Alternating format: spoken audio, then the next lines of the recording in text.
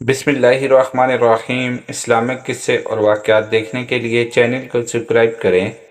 سلطان صلاح الدین ایوبی کا جاسوسی کا نظام پوری دنیا کی جنگی تاریخ میں ایک مثال ہے۔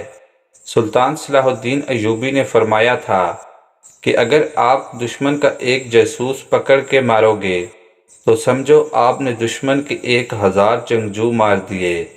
سلطان صلاح الدین ایوبی رحمۃ اللہ علیہ کے دور میں ان کا ایک جاسوس فلسطین سے واپس آیا اور صلیبی فوج کے بارے میں مکمل معلومات دی۔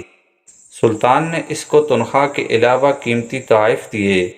اس پر فوج کے سپاہیوں نے اعتراض کیا کہ ہم لوگ ہر میدان میں آپ کے ساتھ لڑتے ہیں، ہمیں قیمتی تحائف کیوں نہیں دیے جاتے؟ تو سلطان نے جواب دیا، جب آپ لوگ لڑتے ہیں تو میں آپ کے ساتھ ہوتا ہوں، اگر آپ لوگ شہید ہو جائیں تو آپ کو یقین ہے کہ آپ کا جنازہ بھی پڑھایا جائے گا اور قبر بھی نصیب ہوگی، مگر میرے جاسوس میرے وہ گمنام سپاہی ہیں کہ اگر پکڑے جائیں تو انہیں کفن بھی نصیب نہیں ہوتا۔ یہ میری آنکھیں اور کان ہیں جن سے میں میلوں دور دشمن کو دیکھتا اور سنتا ہوں۔